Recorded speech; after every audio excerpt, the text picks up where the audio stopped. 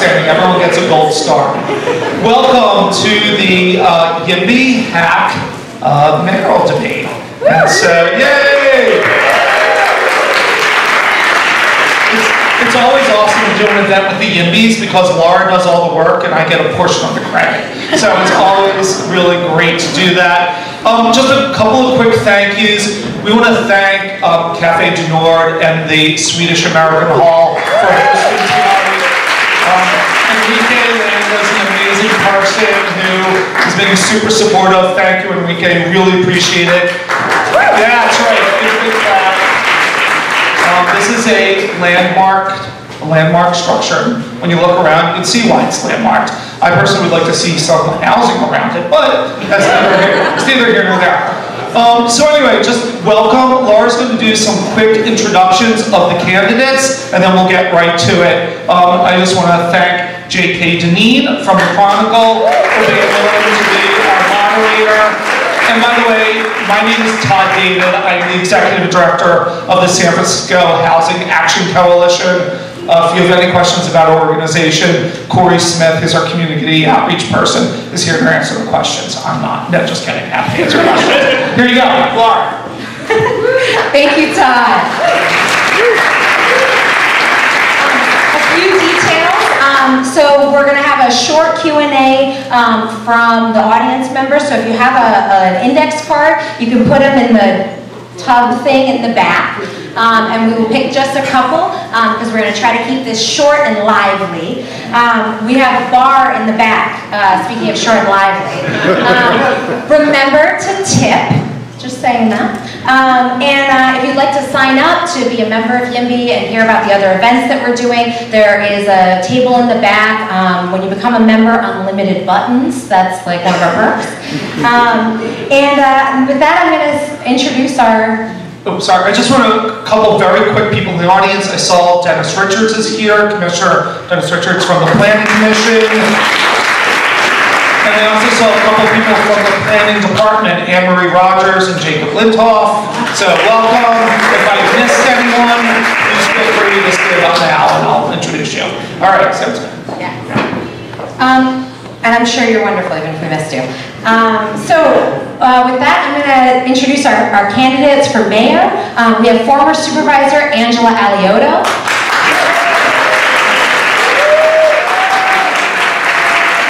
We have President of the Board of Supervisors, London Breed.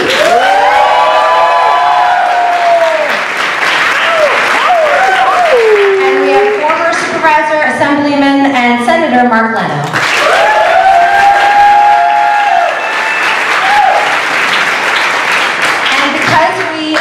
Have a rather short amount of time. I'm going to ask people to hold a little bit of the rambunctious applause and ask all of our participants to keep their answers as short and pithy as they can. And with that, I'm going to hand it over to J.K. Deneen of the San Francisco Chronicle, a much beloved paper here in our fair city. Thanks a lot, Laura. Thanks for having me. Obviously, over the last 8 years or so, housing affordability, the housing crisis, lack of housing, the pathetic track record of building housing in the Bay Area has really moved to the front burner of political debate in the Bay Area and beyond. Actually, all major cities are having similar debate. It's just more intense here. So the opening question, and we'll start with Supervisor Alioto, is you have 4 minutes to answer this one. It's sort of like an opening statement. And it is the following: what is your vision for an affordable San Francisco? And what concrete steps, as mayor, will you take to get us there? So, it's not why am I running for mayor? That's always the first question. First of all, it's so wonderful to see so many people out. And this is such a democratic city, and every panel that we go to, literally almost every other night, has a crowd like this. So I want to thank you all so much for coming out tonight. I think I have been in San Francisco politics for a very, very long time. I was supervisor for 8 years, and we had housing issues at the time. That was in the late 90s. I think a lot of the problems that we are having today is because we allow massive corporations to come in, which is fine, but we don't have any plan for everything from the housing to the traffic to the parking to just about every quality of life issue that matters to San Franciscans. San Francisco is one of the greatest cities in the world, and by doing what's been done over the last 10 to 15 years and not allowing for a plan, you know, where are we going to house people before we bring 3,000 into the city to work in one building? Where are we going to allow them to park? How are they going to get around the city? We now have Uber and Lyft and Chariot, and it's over 60 to 70,000 cars in the street a day. Did we plan for that? Are these all unforeseen consequences of a lack of planning? Or were they foreseeable, but nobody wanted to deal with them because of the amount of money that would be brought into the city? And so now we are addressed with one of the worst housing crises in the history of our city of San Francisco. People just simply can't afford to live here because there isn't housing that is anywhere near affordable or below affordable. And in the situation I worked with for 10 years in the 2000s with Mayor Gavin Newsom, permanent supportive housing for the formerly homeless. There just isn't any. So what we need housing. We need every single type of housing. We need housing for the formerly homeless. We need housing that's below available. Affordable housing, we need affordable housing, and we need market value housing. We need every type of housing possible. So when these housing projects, and all of us know this, we hear it all over the city, when these housing projects come up in front of us, or come up in front, I'm on the DCCC, a building just came up at 16th and Mission. It's a very large building. It's got 50% under affordable, right? Everybody's voting against it. I voted for it. I don't understand. Why wouldn't we want that amazing housing unit in an area whose crime rate is 47% and where there's just simply not enough affordable housing? So we want it, but we vote against it. We want it, but we don't plan for it. And I think that's the problem. As mayor of San Francisco, I will have a plan for every new company that comes in. We will have a plan for affordable, below affordable, formerly homeless, and market value housing that addresses the immediate issue. We cannot be having all the amount of people coming into work when we don't have the infrastructure, or especially, obviously, the housing. This is one of the wealthiest cities in the world, and to live here, you have to be very, very wealthy. There's an article in today's New York Times that says people are going all over the United States. Stop me if I go over. I tend to keep going on and on. A civil rights trial lawyer, I'm going to get to the root of this problem. Just let me know, okay? The article in the New York Times is people are going from state to state to state and saying, wow, I can have this beautiful home for $600,000 that would cost me $4 million in San Francisco. I have all of the internet that I need. I have the ability to actually work from home. Why in the world would I want to live in San Francisco? As a born and raised... You're up. Thank you all very, very much.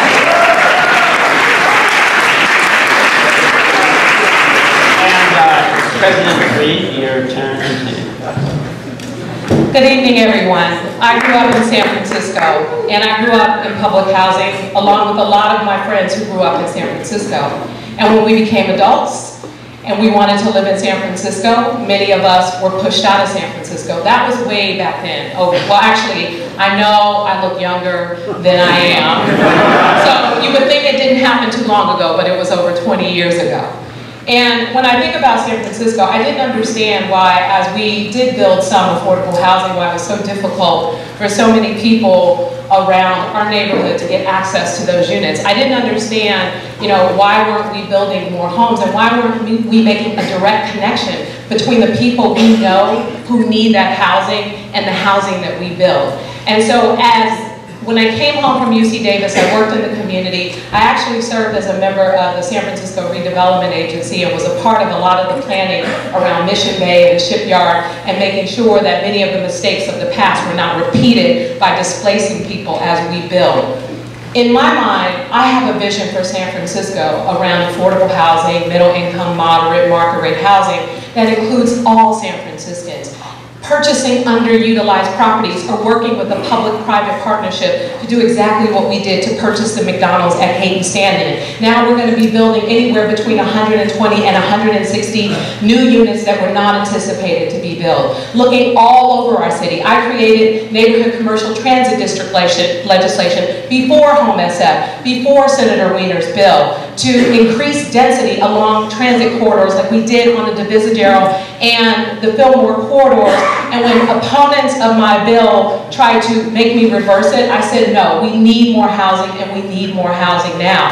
How do we continue as San Francisco to move our city forward and include a real opportunity to move housing, to build housing faster and build housing all over the city? We have to be bold. We have to be fearless. We have to basically tune out a lot of the noise that gets in the way of real opportunity to build in San Francisco. 100% affordable housing developments should not be boggled down in red tape constantly. And so when I think about San Francisco and I think about wanting my friends to return and also wanting some of my new friends not to leave San Francisco because they can't afford it, I see a new San Francisco, a San Francisco that's still beautiful, but a San Francisco with more housing, a San Francisco without the tents on the streets because people have housing opportunities, a San Francisco that includes people of all income levels and not just people who qualify for really low income housing and can only afford market rate. What do we do about the teachers, the janitors, the people who are getting left out of the process? I'm prepared as mayor to provide real solutions. You all probably know that since 2012, we created 1 unit of housing for every 8 jobs we created. Yes, we have a less than 3% unemployment rate. But what does that mean? That means housing prices are going up because there's a lot more people working in San Francisco with not a lot more places for them to live. That means that we have to do a better job of making sure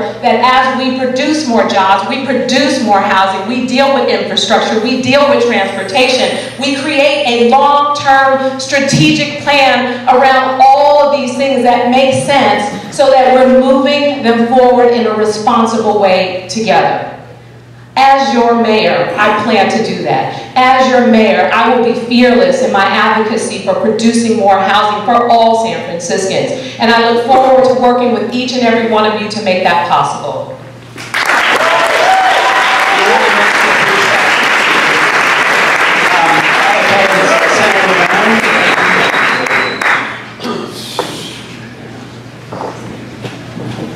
So let me also thank you all for coming together tonight to engage in this fundamentally important effort. And I want to thank the IMBYs for your engagement and your leadership in tackling affordable housing in particular. Now, all of us in this room may not agree how we get there, but we do have a common goal of a more affordable San Francisco. And I would suggest that since none of us has all of the answers for the great challenge of affordable San Francisco, that it requires us in a respectful fashion to work together to find effective, positive solutions to these issues.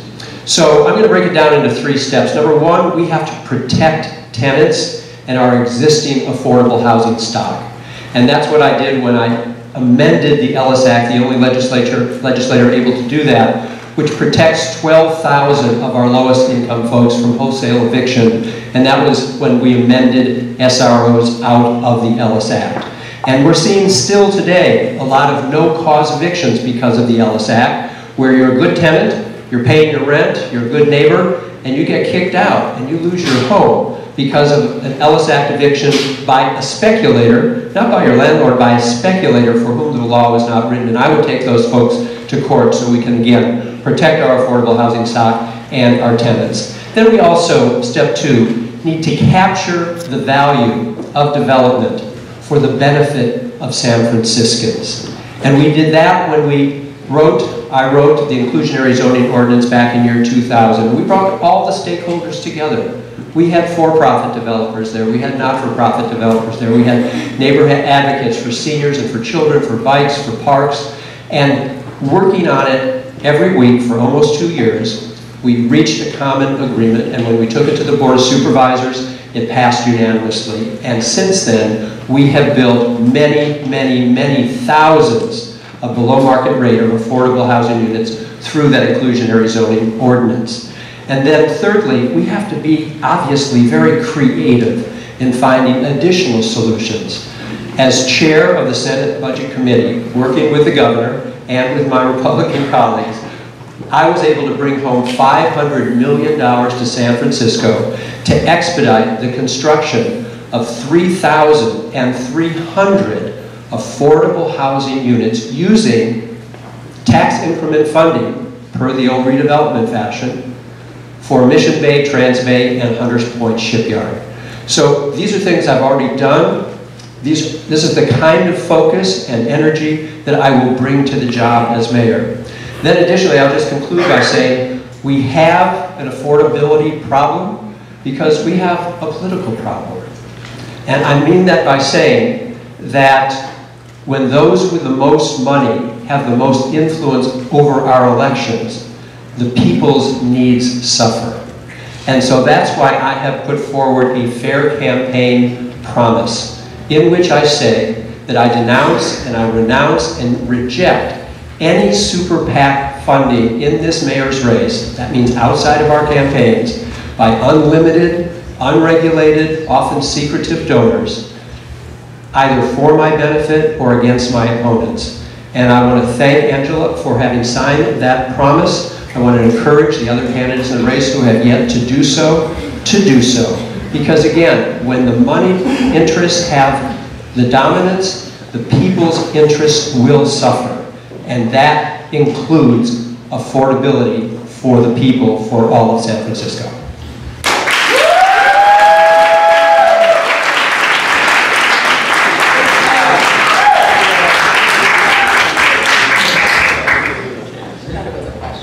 You're actually first in the next round. And so you'll have 2 minutes, but you can take that time to respond if you'd like to. So I think I've heard that from everybody, at least, that there's some willingness to see, new affordable housing, new middle class housing. I want to get a little bit more specific. About where that housing should be. Do you believe that San Francisco neighborhoods should be densified? I'm talking about the Richmond, the Sunset, perhaps North Beach, perhaps Snowy Valley, every neighborhood. If so, how would you go about doing that? Specifically, in what districts, on what streets should diversity go? And if each of you give me one example in your district that you live in of a place where there might be an opportunity for housing, whether it be affordable or middle class housing or whatever, if you could tell me that as well. And so President Breed goes first, and this is 2 minutes. That's it? Okay. I just want to say that I have not signed on to Senator Leno's pledge. I have my own pledge on my website. And it's interesting that Senator Leno has been in office for almost 20 years, and there were super PACs, IEs, whatever you want to call them, in excess to close to $1 million supporting his campaign, working in his opponents, against his opponents, and at no time has he ever put forward a pledge. But today, here and now, as I said before, on numerous occasions, I denounce PACs, I denounce super PACs, whatever you want to call them. He and I both know you don't coordinate with these particular initiatives. And not to mention, Senator Leno has taken over, I think, $14,000 from lobbyists last year, which as of January 1st is now illegal, and he will be getting matching funds for those particular lobbyists who donated to his campaign. And so the point I'm making is, this back and forth, and rather than focusing on the issues that matters to San Franciscan, it's tired, and I just wanted to put it out there that it is time for us to focus on the issues that matter to San Francisco. On the housing question, On the question around housing, I was a co-sponsor of Home SF, and part of what, as I said before, with my neighborhood commercial transit district legislation, it would allow for an increase in density along transit corridors. Yes, we need to build more affordable housing. Yes, we need to get creative about doing so, but I want to be clear. We have to make sure there are tenant protections so that it isn't a wild, wild west where people are going crazy to build housing and evicting people at an alarming rate. And so specifically, a great example is Hayes and Stanton, where we just purchased a property to build 100% affordable housing units, and we need to maximize the number of units we build on that property, and in other places where there are opportunities in underutilized properties throughout San Francisco, which also includes the West Side. Thank you.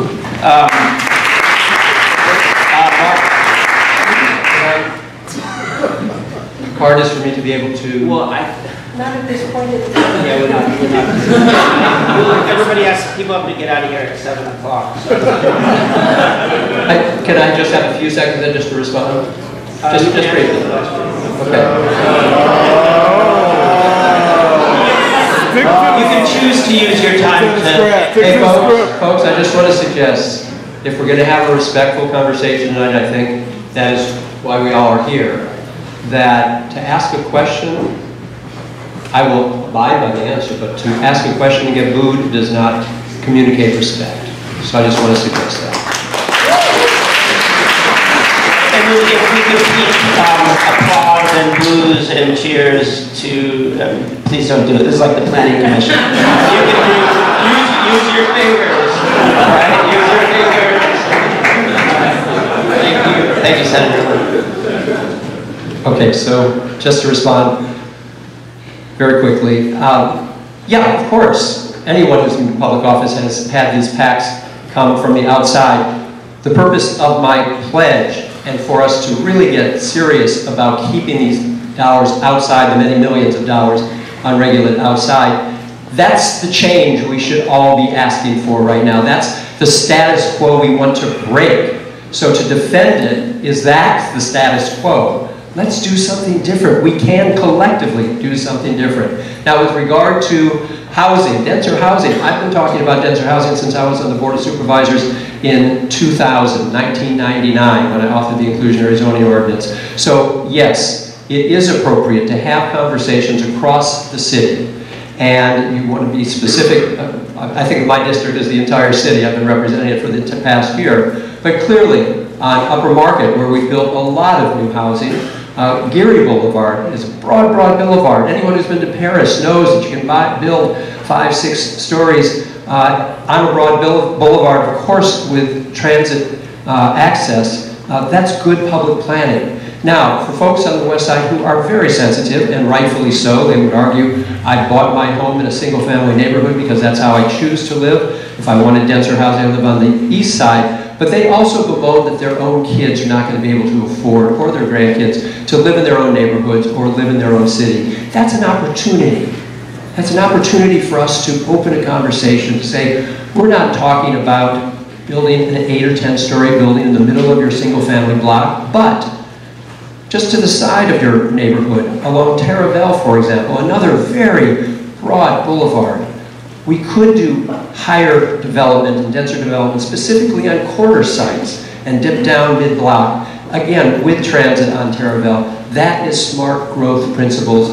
It has worked, it can continue to work, but we need to do it in a respectful and inclusive fashion because we want people to buy in. It takes time. It takes effort. It doesn't take screaming, and it doesn't take demeaning. We need to work with our neighbors to address this. Again, none of us have all the answers, so we're going to have to work together to find the answers.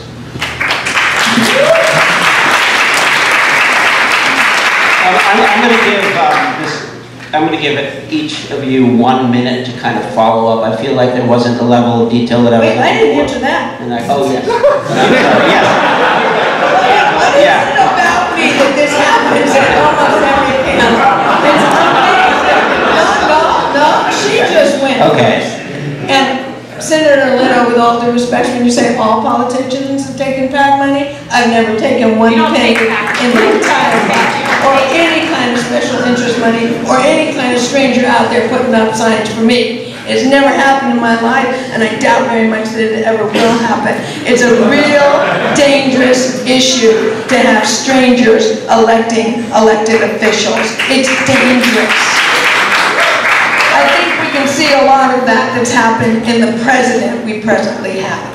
But having said that, housing in San Francisco, I'm a born and raised San Franciscan. I have 4 kids, I have 5 grandchildren, and I want everybody to be able to live in this city. This is a very special city. You can go to Mexico, you can go to Italy, you can go to Russia, you can go to Sweden, you can go all over the world in one city. It's a very special city. So where we put our housing that we desperately need, both below affordable and market value, that we desperately need, where we put it is extremely important to all San Franciscans who understand that you can't take the soul of the city away from the city by just building all over the place. When Senator Wiener is talking about a transit hub, he has to be talking about a large transit hub. He can't be talking about a bus, a busway, which has to date been undefined. So there are certain areas of San Francisco where you just can't go up 8, 9, 10, 11 stories. Corridors on Geary, Geary's really been picked on in this campaign. We talk about Geary Street all the time because I think that's the one that Senator Wiener is using as an example. But having said that, there are certain corridors, but you can't go into single residence areas of San Francisco and start building 8, 9, 10 stories. Just imagine what the city A would look like. There are areas, however, and plenty of them, where you can go in and build 8 to 11 stories high, where it would all look the same as it does right now. I was the legislator for Mission Bay. We did a lot of planning for Mission Bay, and Mission Bay is a place that has a lot of housing. We could duplicate plans like Mission Bay in different areas of San Francisco. As far as in my area, my area is basically single residence dwelling. You couldn't build 8, 9 stories high. I can't think of anywhere. San Francisco is a very limited property place, which is why density is the only way we're going to be able to get affordable housing.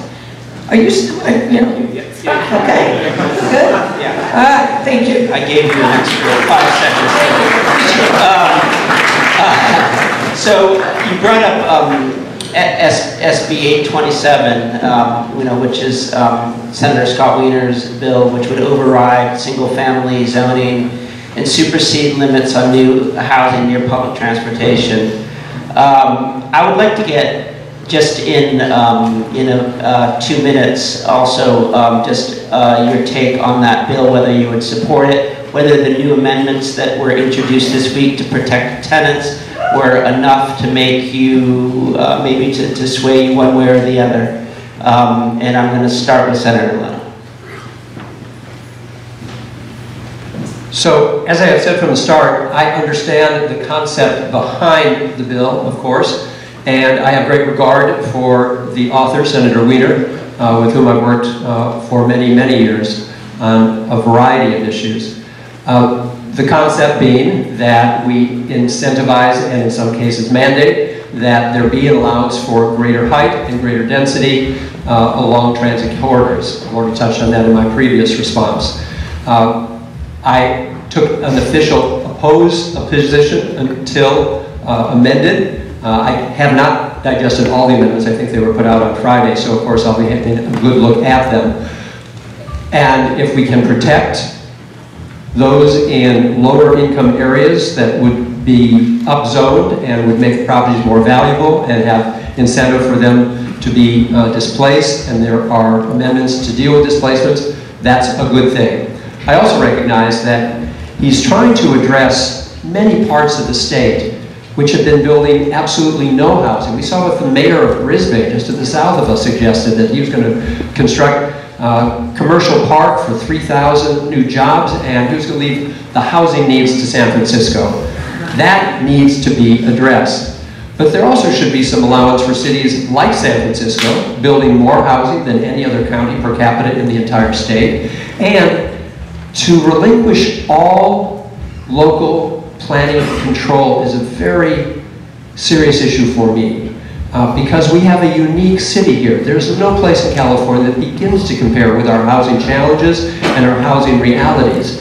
And so one-size-fits-all zoning can have enormous unintended consequences. So I've spoken with the senator about it. He knows these are my concerns. It is a work in progress. It will continue to be amended from committee to committee. Should it get off the Senate floor and move to the Assembly, the process will continue there. So I keep a close watch on that. Okay, time's up. And Angela, you next. I would love to see a final document. You know, as a trial lawyer, I have to say, I always want to see only the master document. We have seen so many renditions of this particular bill that when the final document comes around, I'd love to look at that and then finally decide. But I have to say, I am hesitant to ever give anything that the city and county of San Francisco possesses to the state. And so that is a major issue with me that Senator Leno was just referring to. Our zoning and permitting and density being released such that the state would have control is nothing that I think should ever happen for the city and county of San Francisco. Now, does our zoning and permitting need serious help? Do those departments need to do their job instead of what they've been doing, where they allow builders to get a permit and then never finalize the permit, and for 10 years the builder's doing nothing but spending money on trying to get the permit? That is outrageous behavior, and when the department head can't get their acts together, then they need to be replaced with people that understand if you're going to give something to somebody, like a permit to build 315 apartments at 16th and Mission, then don't make them wait 10 years and spend hundreds of thousands of dollars on EIRs and everything else that is not exactly needed for what they want to build. We need departments that give people what they deserve since they have followed the rules, and not departments that keep people hanging on forever. You would be shocked at how many affordable, below affordable, and market value housing permits are out there that have been out there for years and nothing gets done about it. So it's not like the developers haven't tried, it's that the department hasn't cooperated. Having said that, if they were able to accomplish what they want to accomplish, would we even need Senator Wiener's bill? That's a whole totally different question. Okay, thank you very much. You know what's interesting, sadly, about leaders in the past when I grew up is the public housing development that I grew up in had over 300 units, and when it was rebuilt, they built about 200 units. They knew that there were going to be 100 families displaced, and no one in leadership in San Francisco did anything about it. We have a responsibility to think about the future, and the future includes making sure things like that never happen, but more importantly, we build responsibly. I support Senator Wiener, and I am having conversations with him specifically about tenant protections, about inclusionary affordable housing, about making sure we define the corridors, the transit corridors specifically, so we know exactly what we're talking about in the city and county of San Francisco. Again, we can't be afraid of moving forward and providing more housing for all San Franciscans. Sadly, the mistakes of the past are catching up with us to this day, and we have so much more work to do to move the city forward. Yes, we want to support our communities and our neighborhoods that are beautiful and make San Francisco an incredible place for all of us to live, but we have to be strategic about identifying sites and moving forward and making sure that we don't cause massive displacement in the process, and I'm committed to that. So the next question is about middle-class housing. San Francisco has improved its production of housing over the last 5 years. Still not great, but much of it that has been produced is come at the two ends of the spectrum. You have a lot of housing that's financed by low-income housing tax credits that has to be below 60% of area median income, and then on the other end, you have another program called Rich People, which is, you have to be above 250% of the area median income. Joking, so what I want to hear is what each of you would do to create the housing that everybody's always talking about that we can't seem to build: teachers, police officers, nurses, reporters, and yes, so start with Andrew. Well, it would depend on which reporters. But I absolutely believe that you have to have housing specifically for emergency services, police and fire, for nurses, for teachers. Specifically, there's a new program going down in San Jose that is absolutely incredible, where 480 teachers are being housed in a building in downtown San Jose. We need to look out at the best practices, to quote Gavin Newsom, the best practices in other cities where they have a situation that nobody can live there. I hear my opponents speaking of, and actually I don't like that word opponents, I hear my friends speaking of, this is San Francisco. We're the summer of love, let us not forget, okay? But I hear them speaking about affordable. What is affordable? People cannot buy their groceries after they have spent what allegedly is affordable in their rent. So what we have to do is serious city planning.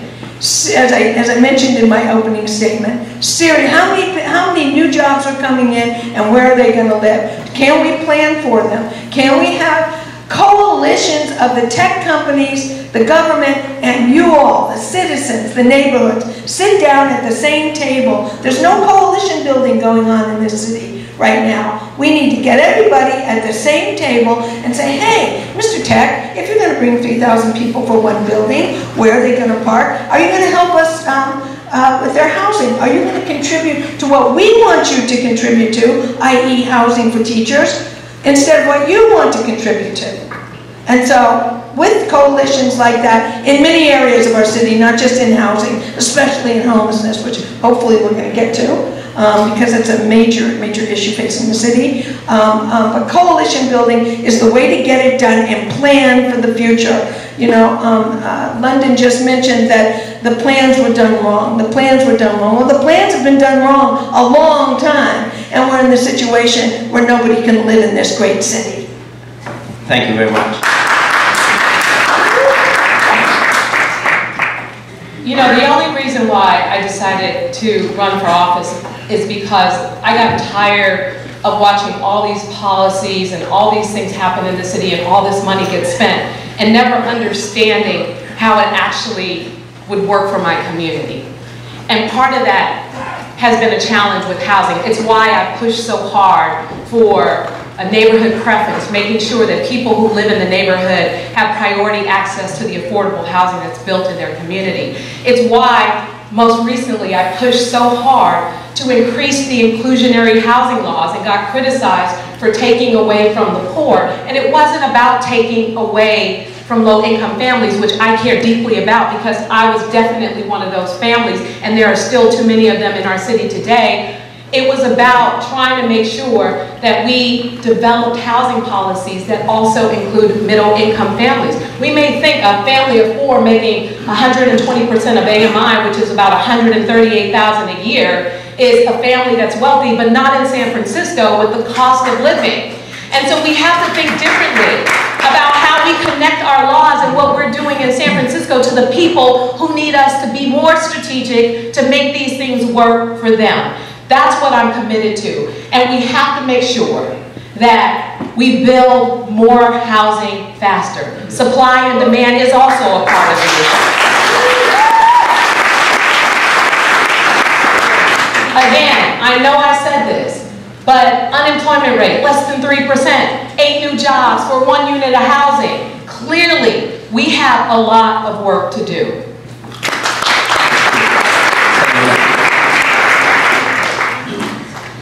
So when I authored the inclusionary zoning ordinance back in 2000, 2002, we defined those eligible for those units to be those earning less than 55% of area median income. That today translates to about $45,000.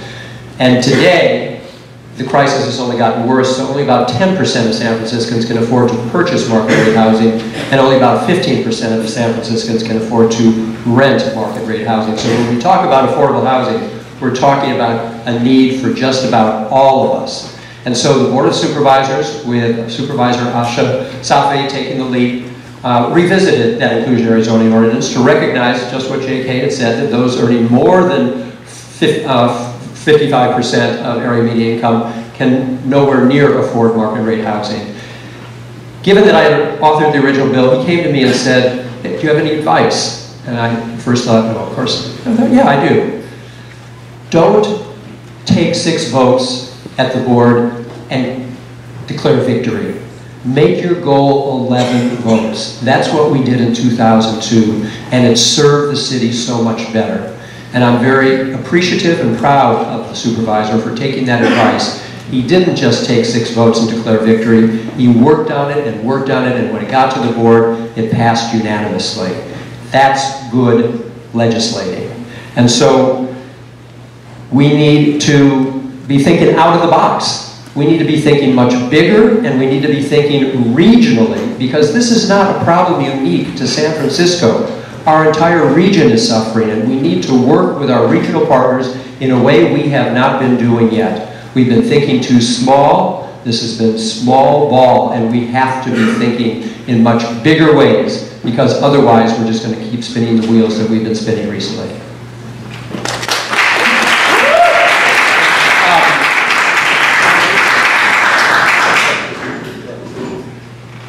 Sorry, we're under very tight time constraints, so. Can we get a point of clarification? Is this till 8 or 7? I believe one of the members, at least of that's debating tonight, has to leave at 7. So,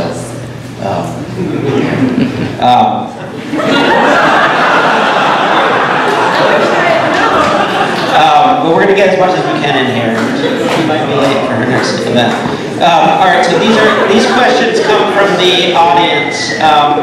The first one is, as an architect, I'm very familiar with the entitlement process. It can take years to get a building permit. This adds significantly to construction costs. What will you do specifically to speed up this process? Start with London. I just wanted to add quickly to something Senator Leno said. Asha Safai wasn't the only leader on changing the inclusionary housing law and making sure that we had an 11-0 vote. I was a part of that, as well as Supervisor Peskin and Supervisor Jane Kemp. We all worked collectively together to make that possible, and I'm really proud of the work that we did, and so thank you for acknowledging that. That wasn't really meant to be funny. We don't dislike each other, even though you probably all think that's the case. We're fighting for this great office, and you know, that's what it is. It's a blood sport, and that's San Francisco for you. So, what was the question again? How are you going to speed up permitting? We only have 30 seconds left. About the permitting. We have to change it. We have to make especially 100% affordable housing projects that are code compliant, move forward through the process quickly. We've got to stop letting people get in the way of projects that we have that are following the rules, following the laws, get in the way of stopping these projects from being built. I think we definitely need to make some changes, and we need to make some specific changes that will get rid of a lot of the red tape that exists. That's one of my goals as mayor, is to revisit, you know, what's required and remove many of the obstacles that exist in the planning codes that make it so difficult for us to get housing built faster in this city. Thank you.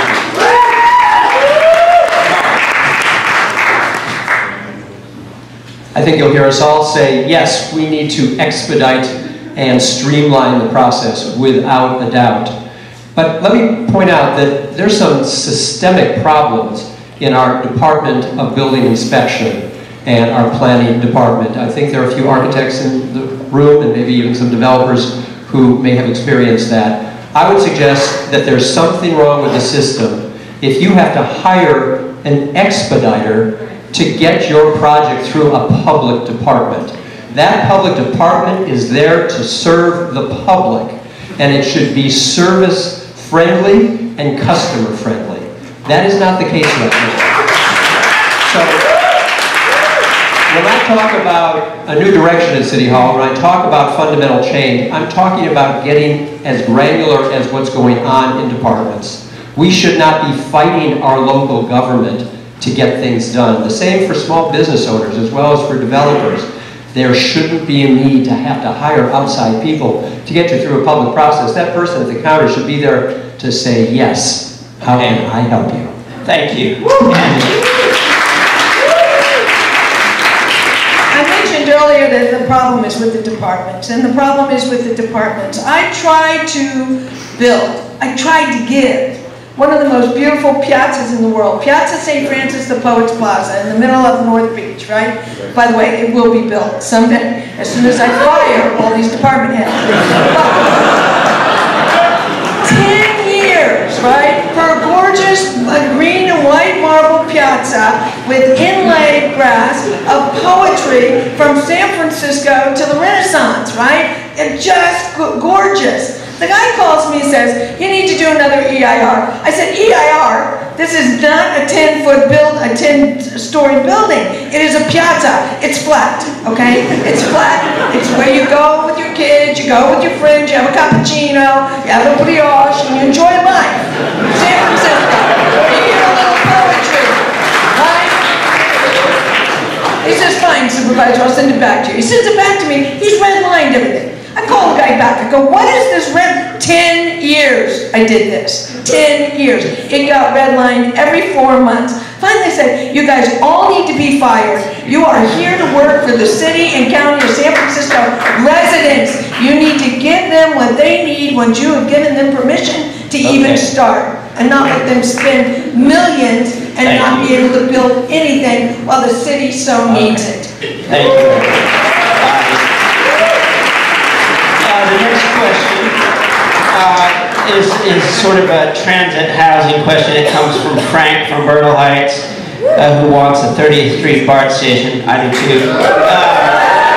He says, in addition to streamlining housing development, how do you propose to fix transit development? More people means we need better local and Bay Area public transit, not more cars. I'm still waiting for BART's fleet of the future, says Frank. Okay, I believe London's first. Well, we have a lot of work to do in San Francisco because we have more people living in San Francisco than ever before, using more modes of transportation, and we want to make sure that cars know where they belong, that bicycles know where they belong, that pedestrians know where they belong, so that no one gets hurt, and they get from point A to point B safely. And part of that is the changes that we've been making to our infrastructure and our street designs. The other part of it is making sure that we're making the kinds of investments necessary to improve our public transportation fleet. I sponsored the legislation that was put forth to not only replace our entire bus fleet, but our entire train fleet here in San Francisco. I also pushed forward aggressively to make sure that the MTA budgeted money to hire over 400 new train operators for the city and county of San Francisco, because sadly they weren't thinking strategically about the future and what we needed to operate the buses and trains as we purchased them. It was absolutely insane, a lot of chaos. And so we also have to come up with creative solutions to help people during commuter hours. The In Judah, it was my mission to do something to change that. We created a shuttle. There's a shuttle that does a switchback up the hill, that comes down 4 cars during the morning commute, that has not been perfect, but has made an improvement to a lot of people's ability to get to work and school on time. So, oh, my time's up. Thank you. Okay, thank you. Improvements, me, yes.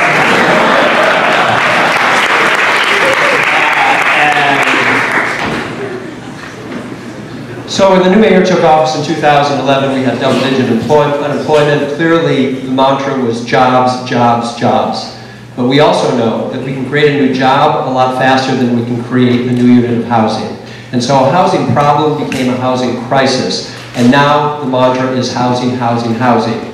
But if we are not attentive and realize all that new housing will also put great pressure on our infrastructure of transit and sewers and parks and need for new schools for tens of thousands of new workers and new residents, we're creating yet another problem. And so we need to be doing better, and City Hall has let us down at times. You know, we passed, all of us, we voters, $500 million for transit improvements. 2014. So many years later, about 12% at most has been spent of that $500 million. And I know the Board of Supervisors held some hearings about a year ago to get the MTA to get on their game. I don't know if we've made much advancement since then. So again, we can do much better. We have to do better. If we're going to ask voters for $500 million in bond funding, and then we're going to make excuses as to why we don't get that money out the door for shovel-ready projects, we've got a problem. No, the problem is not money. This is a $10 billion budget. Do you realize that 1 billion is 1,000 millions? This is a $10 billion budget. More money for MTA? Seriously? I mean, MTA just loves to undo one street, go back and do it again, and it's always the ones we always use. MTA is not doing its job. Get the buses there on time. Give them the equipment that they need to have a good, solid bus that isn't dangerous. Don't go about the business of doing all these ridiculous alleged improvements that are curb cuts. They're putting people a half an inch away from your local bus zooming by. It is absolutely amazing to me what has been done in this city by MTA in the last 6 years in the name of safety. Where's the safety? And now they want more money to what? Make it safer when it isn't? No, we need to start at the top of MTA, and we need to get people that are working for you, the citizens, and not for these constant renewable contracts and requests for more and more funding. $10 billion. Thank you. I think we're getting close to 7 o'clock. I'd like to ask a question, one more question. This comes from, this person didn't sign it, but it's about neighborhood character. What criteria will you use to judge whether neighborhood concerns over increased density are worthy of close consideration or simply bad faith blocking tactics?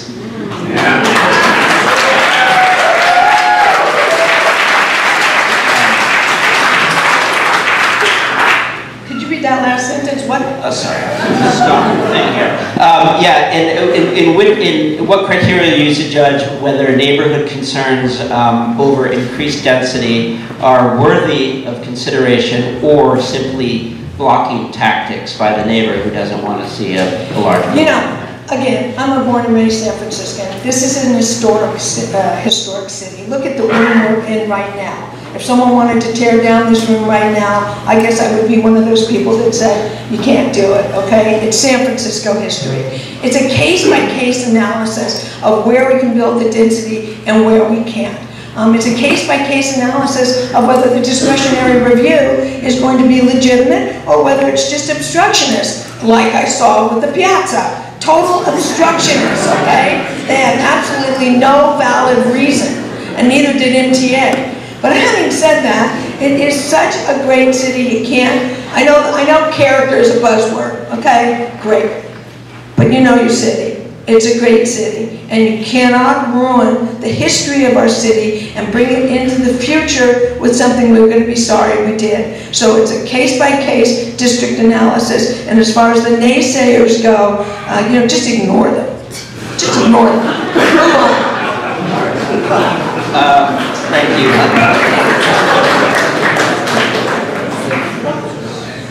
When the Booker T. Washington Community Center on Presidio Avenue tried to build 50 units of housing for transitional age youth, there were a lot of folks in that neighborhood, including at the time the supervisor, because they were actually District 2, who tried to stop it because of issues around views and other concerns around neighborhood character. It took a long time to get that housing built. Yes, it took a lot of money, but more importantly, you know, there were a lot of people who were opposed to it, and that was really unfortunate. Today, that housing is serving 50 people. 50 people, and some of those people were formerly homeless. And so they have a roof over their heads now. And so I think that, you know, yes, you know, the Swedish music hall that we're in today is a beautiful place and it's protected. It was landmarked and it is protected, and that these are the kinds of places that we want to protect in the city and county of San Francisco. But more importantly, you know, we have to look at places like, again, the McDonald's site that we just purchased for below market rate prices. We have to look at places like that and other empty lots that are underutilized to provide more housing and maximize their full potential. And so I'm committed to that, and I'm committed to working with communities to make sure that, you know, the outcome may not be what everyone wants, but what's most important is we come up with the right agreement, the right balance for the neighborhood, and we try to maximize the housing units.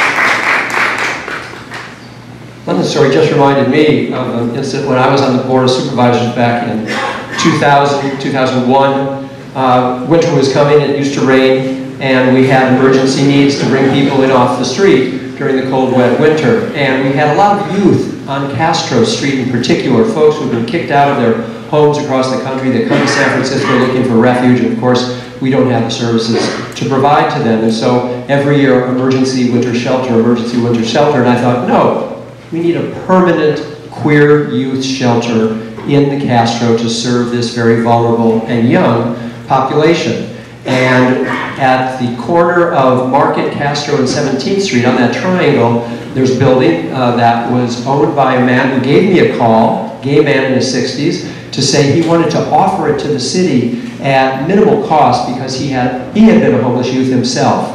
And I thought, we'd been given a gift from heaven. And we moved forward with it. We held a public town hall meeting so the neighbors would know what we were doing. I've never gotten so much blowback in my life. And up and down 17th Street, there were signs in the windows with a picture of me, not a bad picture, but it had a circle and a red slash through it. I was running for district supervisor in 2000, and it said anyone but Leno. And we thought, how not to run for district supervisor, open a queer youth shelter in every neighborhood. But we held hands, and we knew we were doing the right thing. And so Angela is right. It is a case-by-case basis. You do listen, and then you make an executive decision. Clearly, when there was a fellow who tried to stop the expansion of our citywide bike network using CEQA, that was an obvious case where someone was a little off his rocker and slowed us down for about 2 years. Thank you very much. I realize that the conversation is probably just starting, and I hope that people stick around to continue. I know that I want to thank the EMB Action and the Hack for putting this on, and I know you guys will want to stick around and talk about urbanism and housing and obstructionism, and because that's what you guys do all the time, as far as I can tell, whether it's on Twitter or at the Planning Commission or wherever. But anyway, I appreciate the passion. It's great to have so many people in the city who care about these issues. So thank you everybody for coming. Thanks to the candidates, very strong.